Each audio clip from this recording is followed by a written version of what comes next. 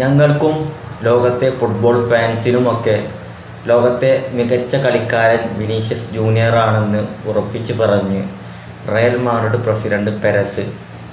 Vinicius junior ഇപ്പോഴും അതിൻ്റെ ഒരു സങ്കടത്തിലാണ് എന്നുള്ളതൊക്കെയാണ് ഇതിൽ നിന്ന് മനസ്സിലാക്കേണ്ടത്. പെരസ് ഇപ്പോൾ ഓൾറെഡി ഒരുപാട് കാര്യങ്ങൾ വന്ന് പറഞ്ഞിട്ടുണ്ട്.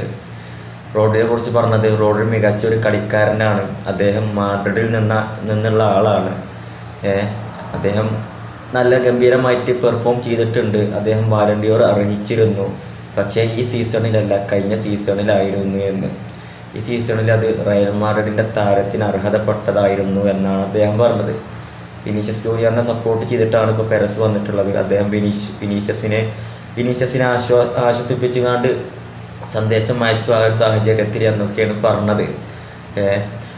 ഞങ്ങൾക്ക് ഏറ്റവും മികച്ച താരം നിങ്ങൾ തന്നെയാണ് എന്നൊക്കെ പറഞ്ഞിട്ട് പെരസിൻ്റെ ഭാഗത്ത് നിന്ന് വിനീഷ്യസിന് സന്ദേശം അയച്ചു എന്നാണ് പറഞ്ഞത്.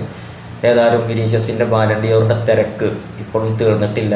ആ ഒരു അവസാനമില്ലാത്ത ചർച്ചകളും ഓരോ വിവാദ ചർച്ചകൾക്കൊക്കെ ഇടയാക്കിയിട്ടുള്ള ഒരു ബാലൺ ഡിയോർ ആയി മാറി ഇപ്രാവശ്യത്തെ റയൽ മാഡ്രിഡിൻ്റെ ഭാഗത്ത് നിന്ന് തന്നെയാണ് ഒരുപാട് ചർച്ചകൾക്ക് ഇടയാക്കിയത്.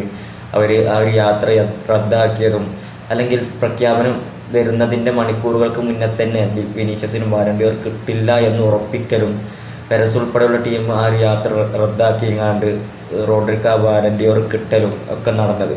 അതിനുശേഷം റോഡ്രി തന്നെ വിനീഷ്യസിനെ തട്ടിയിട്ടും തട്ടാതെയായിട്ടും ഓരോ കാര്യങ്ങൾ വന്ന് പറയുന്നുണ്ട്.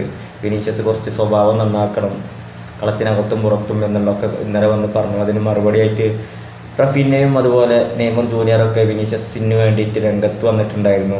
നെയ്മർ പറഞ്ഞത് നിങ്ങളിപ്പോൾ ഒരു വായാടിയായി മാറിയിട്ടുണ്ട് എന്നാണ് റോഡ്രിൻ്റെ ഈ ഒരു പ്രസ്താവനക്ക് നെയ്മർ പറഞ്ഞത്. ഏതായാലും വിനീഷ്യസ് ജൂനിയറിൻ്റെ ബാലൺ ഡിയോറിൻ്റെ ചർച്ച ഇതുവരെ അവസാനിച്ചിട്ടില്ല എന്നുള്ളതാണ്.